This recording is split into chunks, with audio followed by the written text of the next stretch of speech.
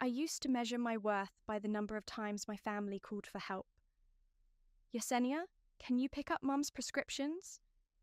Yesenia, I need a ride to work. Yesenia, can you watch the kids? I was their rock, their solution to every problem, their eternal safety net. Until the day I became the problem. My name is Yesenia, and I never thought I'd be sitting in a doctor's office alone, gripping the armrest so hard my knuckles turned white, hearing words that would shatter my world. The tests came back positive. It's stage 2 breast cancer. Dr. Marshall's voice faded into a distant hum as I stared at the pamphlets on his desk. The same desk where I'd sat countless times with my mother, translating her symptoms into English, or with my sister Vienna during her pregnancy scares. Now it was my turn, and the chair beside me was empty. Do you have someone we can call? Dr. Marshall asked, his pen hovering over his notepad. My family, I said automatically, reaching for my phone. They'll want to know. My hands trembled as I dialed Vienna's number first. She answered on the 4th ring, the sound of her kids screaming in the background. Yessie, I'm kind of busy right now. I'm at the doctor's, I cut in, my voice cracking. It's cancer. The background noise suddenly died. Oh my God, she whispered. Are you sure? Stage 2 breast cancer. Let me call you back, she interrupted. Isaiah just got here and Mum's waiting for us to pick her up for lunch. I'll call you later, okay? The line went dead before I could respond. That evening, they all showed up at my apartment. Mom, Vienna, and Isaiah. They brought casseroles I didn't ask for and worried looks that didn't quite reach their eyes. We'll help however we can, Mum said, arranging the food in my fridge. But you know I can't drive you to appointments. My arthritis. I've got the kids, Vienna added quickly. And work. But maybe on weekends. Isaiah shifted uncomfortably. My new job's really demanding, sis, but I'll try to check in when I can. I nodded, smile frozen in place, already seeing the shape of things to come. Within weeks, their promises evaporated like morning dew. My calls went to voicemail. Text messages received brief, delayed responses. Sorry, busy. Can't today. Maybe next time. The final blow came 6 weeks later. I was sitting in my hospital room after my first round of chemo, violently ill and desperately alone. Through the thin curtain, I heard familiar voices in the hallway. I can't keep doing this, Vienna was saying. The kids need me. Work needs me. She's becoming such a burden. I know, Mum replied softly. But what can we do? She's always been the strong one. She'll figure it out. Maybe we should look into some kind of facility, Isaiah suggested. You know, where they handle these things. I pressed my hands against my mouth, muffling the sob that threatened to escape.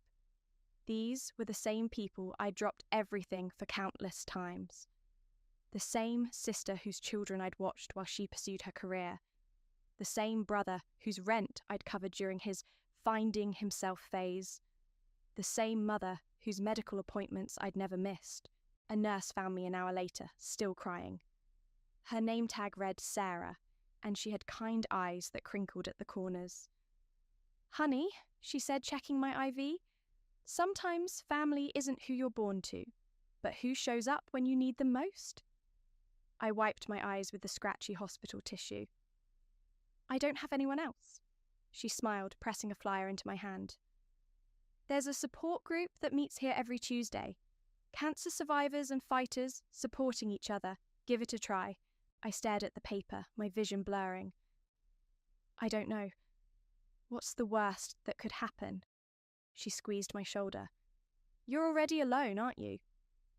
That night, I lay in my empty apartment, surrounded by the evidence of my family's gradual disappearance.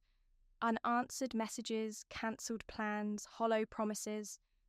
The flyer sat on my nightstand, a beacon in the darkness.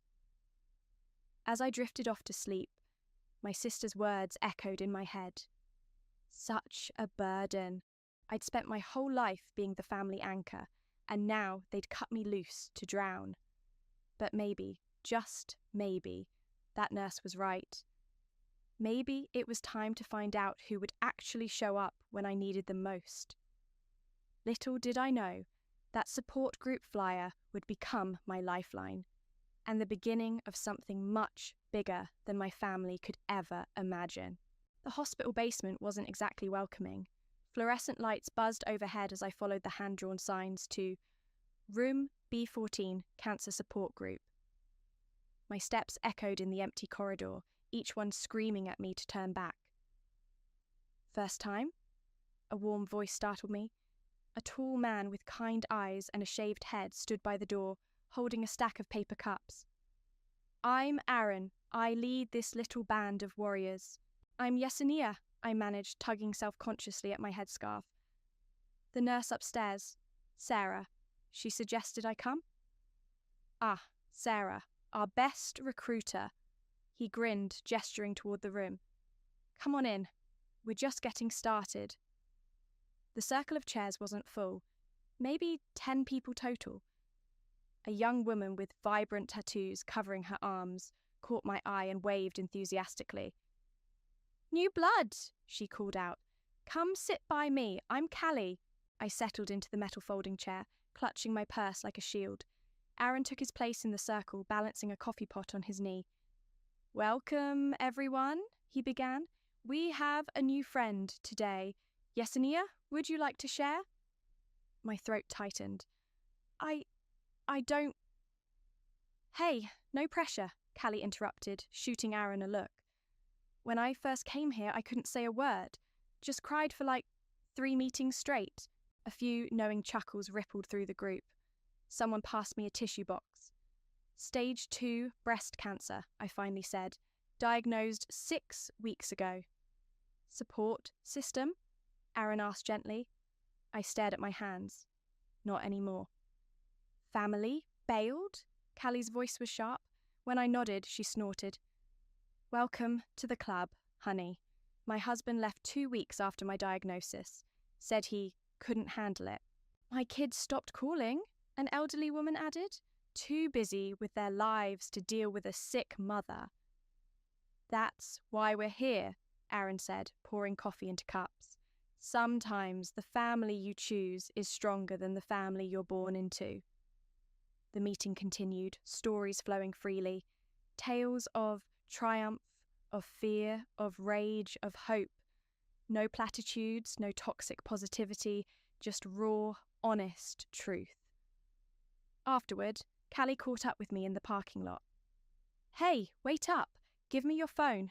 What? Your phone. You're not doing this alone anymore. She grabbed my iPhone, typing quickly. There. Now you have my number. Text me anytime. Day, night, whatever.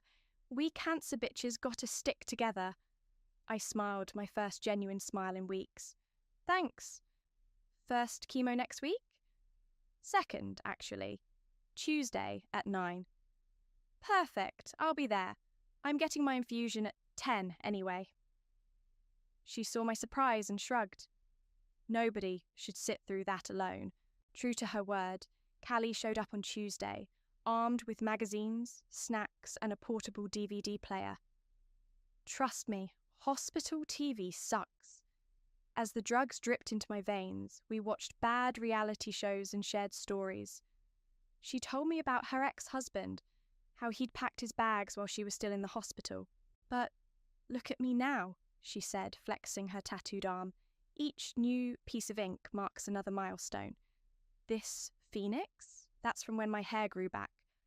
The lotus? First clean scan. You make it sound so manageable. It's not. It's hell.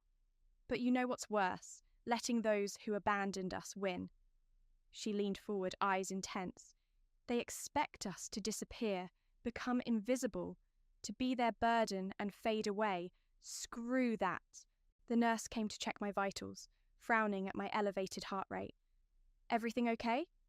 Never better, I said and meant it. That night, my phone buzzed with a group text. Callie had added me to something called Cancer Warriors Squad. Messages poured in. welcome notes, emoji hearts, offers of help. Need a ride to appointments. I'm free most mornings. Maria. Got some headscarves I'm not using anymore? Different colours? Jen. Movie night this Saturday at my place. No sad films allowed.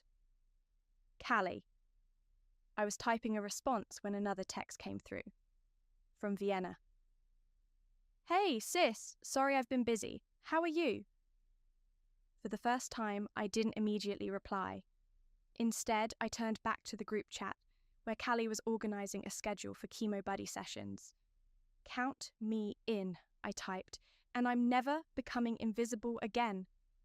The responses were immediate. Hell yeah! That's our girl! Aidachu, welcome to the family. I set my phone down, looking around my apartment. The space that had felt so empty now seemed full of possibility. My old family might have walked away, but something told me this new one wasn't going anywhere. And neither was I. You did what? Callie's voice echoed through my kitchen as she rummaged through my cabinets, replacing my processed foods with organic alternatives. 2 months had passed since my first support group meeting, and she'd appointed herself my unofficial health guru. I blocked their numbers, I repeated, watching her work. All of them. Mom, Vienna, Isaiah. About damn time.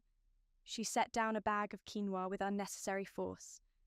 How long has it been since any of them actually showed up? 6 weeks? Mum sent a thinking of you text last month. Vienna keeps posting on Facebook about how hard it is having a sick sister. Callie rolled her eyes. Yeah, must be really tough for her, posting sympathy bait while she's at brunch. The doorbell rang, interrupting our conversation. Aaron stood there with Maria and 2 other women from the group, all carrying containers of food. Meal train delivery, Maria announced, pushing past me into the kitchen. We've got enough to fill your freezer for the next 2 weeks. You guys didn't have to? Shut up and accept the love, Callie called from the kitchen. That's rule number 1 of Cancer Warriors Squad. As they unpacked the food, I noticed Aaron hanging back, watching with a slight smile. Penny, for your thoughts? I asked, or just remembering when Callie first joined the group, he said. Angry, scared, wouldn't let anyone help her. Now look. I followed his gaze to where Callie was demonstrating proper food storage techniques to Maria, her tattoos catching the afternoon light. She told me her story yesterday, I said. About her ex-husband, her old friends? Aaron nodded. She lost everything, or so she thought. Then she built something better. He turned to me. That's what you're doing too, you know. Before I could respond, Callie clapped her hands. Squad meeting! Living room now! We gathered on my mismatched furniture, a collection of pieces donated by group members when they learned I'd sold most of mine to cover medical bills. Okay, so I had this idea, Callie began, practically vibrating with excitement. You know how the hospital's annual charity gala is coming up? Maria groaned. That stuffy thing where rich people pretend to care? Exactly. But what if we did our own event? Something real, something that shows what cancer actually looks like. Not just the sad commercials and pink ribbons, but the people who show up and the people who don't. The room went quiet. Aaron leaned forward. What are you thinking? A charity event, but honest. Stories from survivors, fighters, families who stepped up, resources for people going through it alone. Callie turned to me. Yesenia could be our keynote speaker. Me? I squeaked. I'm not even done with treatment. That's exactly why it should be you. You're living it right now. The good, the bad, the people who disappeared, and the family you found instead. And your old family? Maria asked quietly. Would you invite them? The question hung in the air. I thought about my mother's excuses. Vienna's performative social media posts. Isaiah's complete silence. Yes, I said finally. Let them see what they walked away from. Let them see who showed up instead. Callie whooped, jumping up to hug me. That's my girl. Aaron, you know people at the hospital, right? Can you help us get space? I might know someone in event planning, he said, pulling out his phone. Let me make a call. As the group buzzed with excitement, planning and delegating tasks, I felt something shift inside me. This wasn't just about survival anymore. This was about transformation. What should we call it? Maria asked. Never invisible, I said without hesitation. Because that's what they wanted us to be, isn't it? Invisible burdens they could ignore? Callie's eyes welled up. Damn right. And look at us now. We're practically glowing. That evening, after everyone left, I sat in my living room, surrounded by evidence of their care. Organised cabinets, full freezer, event plans scribbled on notepads. My phone buzzed with a Facebook notification. Vienna had posted another status about her brave sister's battle. I opened my laptop and began typing. Dear Vienna, Mom, and Isaiah, you're invited to an event I'm organising. I attached the preliminary flyer Callie had designed, complete with my name listed as keynote speaker. Then I added, I hope you can make it. I have some things to say about family, about showing up, and about becoming visible again. Love, Yesenia. I hit send before I could second-guess myself. Then I opened the group chat. Email sent. No turning back now. The responses flooded in immediately. We've got you. They won't know what hit them. Time to shine, warrior. For the first time since my diagnosis, I felt truly powerful. They tried to make me disappear, but instead I was about to become impossible to ignore. The venue's too small, Meki said, pacing the hospital conference room. As the event director, he'd taken our modest proposal and transformed it into something bigger than any of us had imagined. We've got twice the RSVPs we expected. How many? I asked, looking up from my draft speech. 300 and counting. Local news wants to cover it. 2 cancer research foundations called this morning about sponsorship. He ran a hand through his close-cropped hair. Yesenia, this isn't just an event anymore. It's becoming a movement. Callie burst through the door, waving her phone. You're trending. I'm what? Your story. Someone shared it on Twitter, and it's exploding. Look. She thrust her phone at me. My email to my family had somehow leaked online, along with Vienna's social media posts about her brave sister. The contrast between her words and actions had struck a nerve. My family abandoned me during cancer is trending, Meki read over my shoulder. The responses... I scrolled through them, my hand shaking. This happened to me too. Never invisible.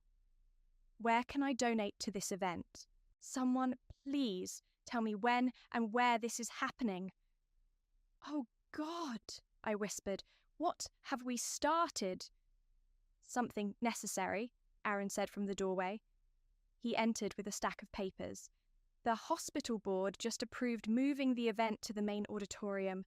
They're waiving all fees. My phone buzzed. A text from Vienna. Just saw your email and the Twitter trend. What are you trying to prove? Before I could respond, another message appeared from Mum. Why are you doing this to us? We're your family. Don't answer them, Callie said firmly, taking my phone. Save it for the speech. Meki cleared his throat. Speaking of the speech, we should work on that. The media attention means every word will matter. We spent the next 3 hours crafting my message. No accusations, no bitterness, just truth. Raw, unfiltered truth about abandonment, about finding strength in unexpected places, about redefining family. Read that last part again, Meki said, his eyes intense. I picked up the paper. Family isn't measured by blood or birth certificates. It's measured by who shows up when the world goes dark. It's measured by who stays when staying gets hard.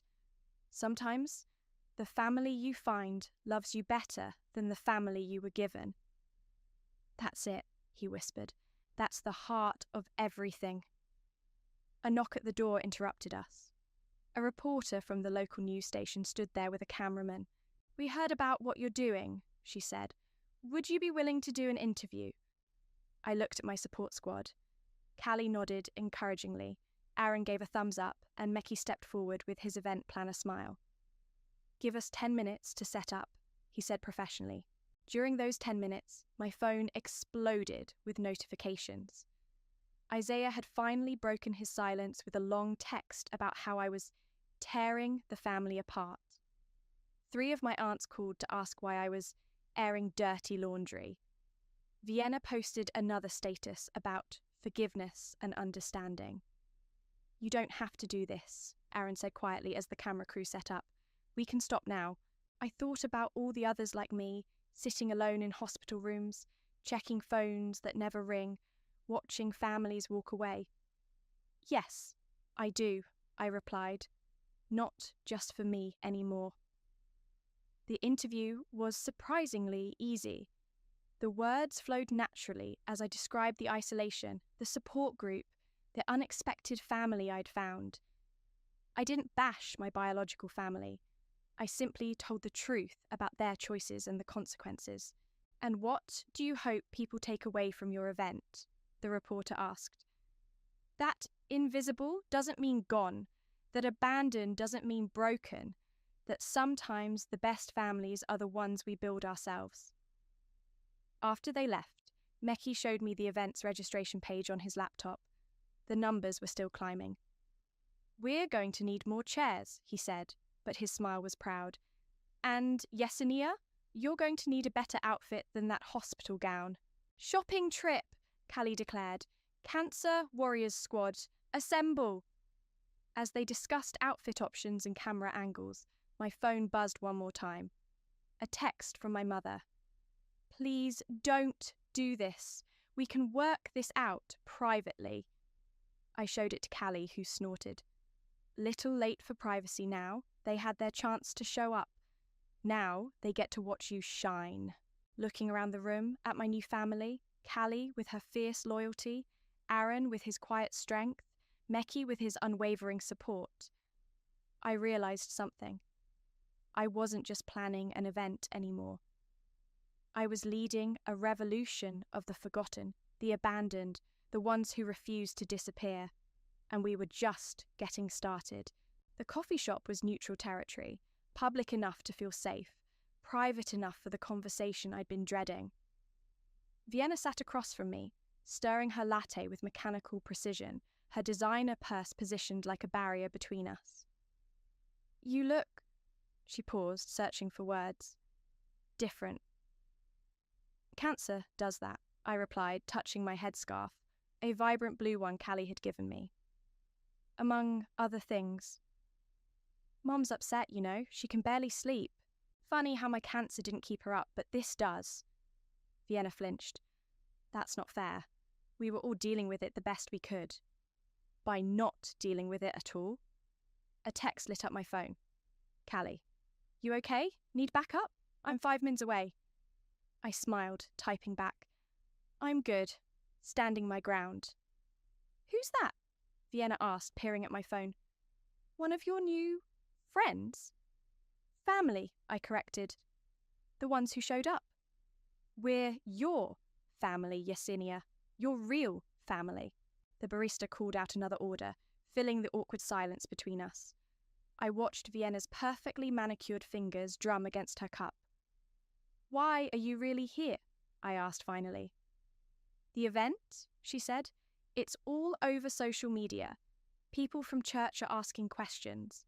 Mum's friends are calling. Even Isaiah's boss saw the interview." "Embarrassing for you, I imagine." "It's not about embarrassment," she leaned forward. "It's about privacy. About handling things within the family." "Privacy?" I laughed, drawing looks from nearby tables. "Like your Facebook posts about your brave sister's battle while you ignored my calls? That kind of privacy?" I was trying to show support. You were performing support. There's a difference. I pulled out my phone, scrolling through screenshots. Let's see. March 15th. Watching my sister fight this terrible disease is breaking my heart. That was the day I begged you to drive me to chemo. You said you were too busy. I had the kids. April 3rd. Family is everything during times like these. That was when Mum told the hospital staff not to call her anymore because it was too stressful. Stop it, Vienna whispered. May 1st. Sometimes the strongest people face the hardest battles. Posted right after Isaiah suggested putting me in a facility because I was too much to handle. What do you want from us? Her voice cracked. Nothing anymore. That's the point. I stood up, gathering my things.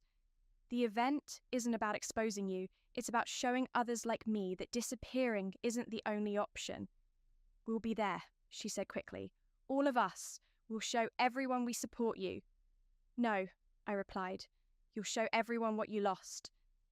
My phone buzzed again. Meki this time. Emergency event meeting. Big sponsors want to talk. I have to go, I told Vienna. My family needs me. The walk to my car felt longer than usual. When I reached it, I found Callie leaning against the driver's side door. Couldn't stay away, could you? I asked. Nope. How'd it go? About what you'd expect. They're coming to the event? Good. Her smile was fierce. Let them see what real support looks like. At the hospital, Meki and Aaron were waiting with news that made my head spin. 3 major cancer research foundations wanted to partner with us. A national morning show wanted to feature our story. This is bigger than we imagined, Aaron said, spreading papers across the conference table. Your story touched something in people.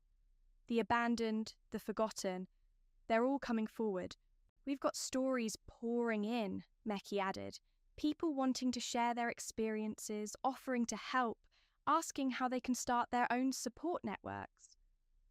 My phone buzzed yet again. Mum this time. Please reconsider what you're doing. We can fix this. Callie read the message over my shoulder and snorted. Little late for fixing, isn't it? Way too late, I agreed, putting my phone away. So what's next? Next, Meki said, pulling up a presentation on his laptop. We show them exactly what they walked away from. Not just you, all of us, every person who was told they were too much, too difficult, too sick to love. The Warrior Squad goes national, Callie added with a grin, looking at their eager faces. My real family, my chosen family. I felt stronger than I had in months. The cancer was still there, still fighting, but so was I. And I wasn't fighting alone anymore. Let's do it, I said. Let's show them all what invisible looks like in the spotlight. The room erupted in cheers and hugs. As we began planning the expanded event, I realized Vienna was right about one thing. I was different now. I was visible, I was powerful, and I was loved. Just not by the people who should have loved me first. The hospital auditorium hummed with energy. Hundreds of people filled the seats, many wearing blue scarves like mine. Our symbol had caught on faster than we'd expected. Camera crews lined the back wall, and volunteers wearing Never Invisible t-shirts guided latecomers to their seats. 5 minutes, Meki called from backstage, where I paced in my new blue dress. Yesenia, stop walking. You'll wear out your shoes before you even get out there. They're here, Callie announced, peeking through the curtain. Front row, looking uncomfortable as hell. I didn't need to ask who she meant. How do they look? Like people who just realised they backed the wrong horse. Your mum keeps fixing her hair, Vienna's on her phone, and Isaiah looks like he'd rather be anywhere else. Aaron appeared with a bottle of water. Remember what we practiced. You're not speaking to them. You're speaking to everyone else in that room who knows what it feels like. Speaking of which, Meki interrupted, you need to see this. He led me to a side curtain and gestured to the audience. Mixed among the crowd were dozens of people holding up small signs. Abandoned by husband of 20 years. My children stopped calling. Parents said I was too much trouble. They're all here for you, Callie whispered. For us. The stage lights dimmed, and Meki gave me a gentle push. That's your cue. Show them what visible looks like. My heels clicked against the stage as I approached the podium. The spotlight felt warm on my face, and for a moment, everything went quiet. Then I saw them. My mother's forced smile, Vienna's nervous fidgeting, Isaiah's averted eyes. My name is Yesenia, I began, my voice steady.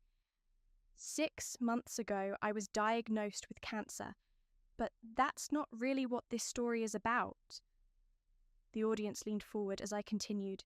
This is a story about what happens when the people who should love you most decide you're too difficult to love. It's about what happens when family becomes a performance rather than a presence. I saw Vienna's phone drop into her lap, but mostly, it's a story about what happens when you refuse to disappear. I gestured to the side stage, where Callie and the others waited. When I was at my lowest, strangers became family. When my blood relatives stepped back, warriors stepped forward. The audience erupted in applause as my support group members joined me on stage, Callie with her vibrant tattoos, Aaron with his gentle smile, Maria with her warm eyes, and dozens more. Look around this room, I continued. Every person here has a story about abandonment, about being told they're too much, too sick, too needy, but we're done being invisible. More applause, more people standing, signs raised higher. To those who walked away, our parents, children, spouses, friends, we want you to see what you left behind. We're not bitter. We're not broken. We built something better. My mother's hand covered her mouth. Isaiah shifted in his seat. We created a family that shows up, that stays, that understands love isn't convenient. It's a choice you make every single day, especially on the hard days. Callie stepped forward, taking my hand. One by one, others joined us, forming a line across the stage. This is what invisible looks like, I said, gesturing to our group. This is what happens when you leave people behind. We find each other. We lift each other up. We shine. The audience rose in a standing ovation. Through tears, I saw Vienna trying to clap while wiping her eyes. Mom sat frozen, staring at the stage. Isaiah looked like he wanted to sink through the floor. But it wasn't about them anymore. After the speech, people lined up to share their stories, to hug, to join our growing network. News crews interviewed survivors and supporters. Foundation representatives discussed expanding the program nationwide. You did it, Meki said, appearing at my side with a tissue. You actually did it. We did it, I corrected, watching Callie organise a group photo of survivors. All of us. Through the crowd, I saw my family making their way toward me. But before they could reach me, I was surrounded by my real family. The ones who chose me, who showed up, who stayed. Ready to face them? Aaron asked quietly. I looked at the warriors around me, my true family, my chosen strength, and smiled. I already have. Everything else is just details. As my mother called my name across the crowded room, I turned instead to a young woman holding a sign that read, "Just diagnosed, feeling alone." Come meet my family, I said, taking her hand. Trust me, you'll never be invisible again. Behind me, I heard my mother's voice fade into the crowd, drowned out by the sound of something much more powerful, the voice of those who refused to disappear. Yesenia, please. My mother's voice cut through the post-event chaos. She stood at the edge of our group, looking smaller than I remembered. We need to talk. Callie stepped closer to me, her protective instinct kicking in, but I touched her arm. It's okay. I've got this. I followed my mother to a quiet corner of the auditorium. Vienna and Isaiah joined us, forming a familiar semicircle that once meant family, but now felt like a tribunal. That speech, Mum began, wringing her hands. Those things you said were true, I finished on every word. We didn't mean to, Vienna started. To what? I interrupted. To skip every chemotherapy appointment? To ignore my calls? To discuss putting me in a facility when you thought I couldn't hear? Isaiah flinched. We were scared. So was I. The force of my voice made them step back. I was terrified. I needed my family. Instead, I got Facebook posts and empty promises. We're here now, Mum pleaded, because it's convenient, because it's public, because people might judge you if you're not. I gestured to the crowd behind me. Look at them. Really look. Every person here knows what it feels like to be abandoned by the people who should have loved them most. Vienna's eyes filled with tears. We do love you. Love isn't a feeling, Vienna. It's not a social media post or a greeting card. It's showing up. It's staying. It's choosing someone even when it's hard. Like they did. Isaiah nodded toward my support group, who were pretending not to watch from a distance. Exactly like they did. Strangers who became family because my family became strangers. Mum reached for my hand, but I stepped back. What do you want from us? Nothing, I said softly. That's what you don't understand. I don't want anything from you anymore. I'm not angry. I'm not bitter. I'm just free. Free, Vienna's voice cracked. Free from waiting for your calls. Free from making excuses for your absence. Free from believing I needed you to be whole. A commotion near the stage drew our attention. A young woman was sharing her story, her voice carrying across the room. My husband left me 3 months into treatment, said he didn't sign up for this. Today is the first day I don't feel ashamed of being sick. That's what this is about, I told my family. Not revenge, not punishment. It's about showing people they don't have to disappear just because someone decided they were too difficult to love. But we're still your family, Mum insisted. No, I said gently. You're my relatives. There's a difference. Family are the people who show up when showing up matters. As if on cue, Callie appeared at my side. Sorry to interrupt, but the news crew needs you for the final segment. They want to film the support group together. I turned back to my mother, sister, and brother. They stood frozen, a portrait of too little, too late. I have to go, I said. My family needs me. Yesenia, wait, Vienna called out. Can't we fix this? I paused. Some things, once broken, don't get fixed. They get rebuilt into something stronger. Walking away from them felt like setting down a heavy weight I'd carried for too long. Callie squeezed my hand as we joined the others. You okay? She whispered. Better than okay, I replied, watching my biological family retreat through the crowd. I'm free. The news crew positioned us near the Never Invisible banner. Aaron stood at the centre, surrounded by survivors, supporters, warriors. As the cameras rolled, he spoke about the future. Support networks spreading nationwide, resources for the abandoned, community for the isolated. And it all started with one woman, he said, pulling me forward, who refused to disappear. The crew caught it all, the hugs, the tears, the promises to stay connected. They filmed as we exchanged phone numbers with new members, as Callie showed off her latest tattoo, Never Invisible in flowing script, as Meki discussed plans for the next event. Later, as we cleaned up the auditorium, I found a note on the podium. I recognised my mother's handwriting. We're sorry, we were wrong. If you ever want to try again.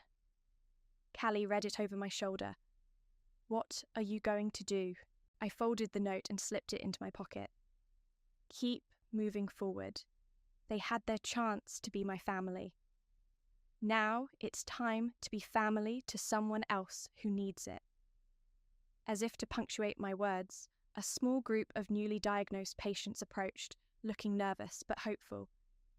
"Is it true," one asked, "that we can join your family?" I opened my arms, remembering my first support group meeting, remembering what it felt like to find home in unexpected places. "Welcome to the Warriors," I said. "You're visible now, and you always will be." The hospital corridor felt different now. No more echoing loneliness, no more cold, fluorescent despair. I walked toward Dr. Marshall's office with Callie on one side and Aaron on the other, their presence steady and sure. "Last scan," Callie said, squeezing my hand. "You've got this." The waiting room was filled with familiar faces, support group members who'd shown up just to sit with us. Maria brought coffee. Meki took a break from planning our next event to be here. Even Sarah, the nurse who'd first handed me that life-changing support group flyer, stopped by to check in. "Yesenia?" Dr. Marshall called, his smile warm. "Ready?"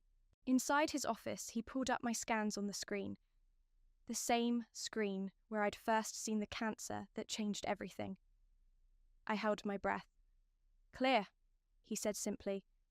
"Complete remission." The cheers from outside his office told me everyone had been eavesdropping. The door burst open, and suddenly I was surrounded by hugs, tears, and laughter. "Party at my place," Callie announced. "Everyone's coming." "Wait," I said, pulling out my phone. "There's something I need to do first." I opened my messages and typed, "Mum, Vienna, Isaiah, I'm cancer-free. Thank you for showing me exactly what I didn't need in my life. I forgive you not for you, but for me. I hope you've learned something about love and presence. If not, that's okay too. I found my real family." "Sent it?" Aaron asked. I nodded, putting my phone away. "Now, let's celebrate." Callie's apartment was packed. Someone had already hung a "Cancer-Free Queen" banner, and the walls were covered with photos from our events and meetings. In one corner, a young woman who'd just started treatment was getting advice from a survivor. In another, Meki was showing off plans for our expanding support network. "Look what came today," Aaron said, handing me a thick envelope.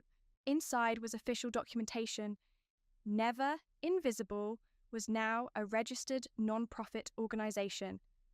We had funding, sponsors, and chapters starting in 3 other cities. From one support group in a hospital basement, I marveled, to this.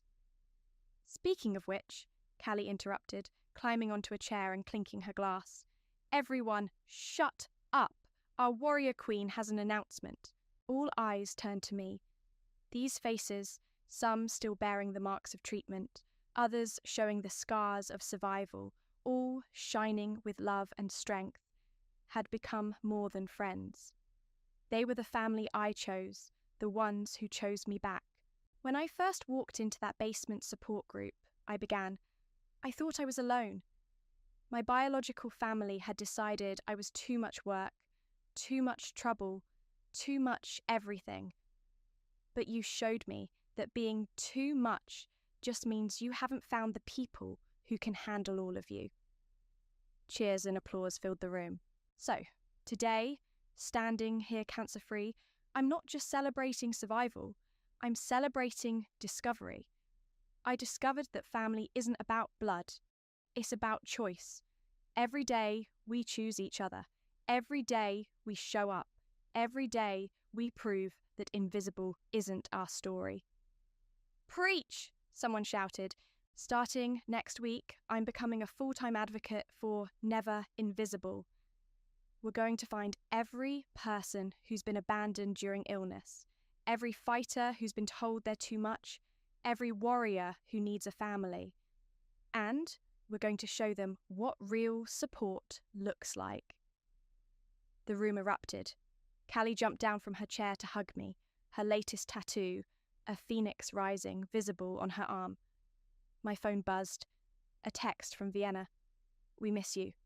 We're sorry. Can we try again?" I showed it to Callie, who snorted. "What are you going to say?" Looking around the room at my chosen family, at the love that filled every corner, at the strength that flowed between us. I knew my answer. Nothing, I said, putting my phone away. I'm done looking backward. There are too many people ahead who need us. As if to prove my point, a new member raised her hand. I got diagnosed yesterday. My husband left this morning. I don't know what to do. Come here, I said, opening my arms. The room shifted to include her, dozens of warriors ready to support another fighter.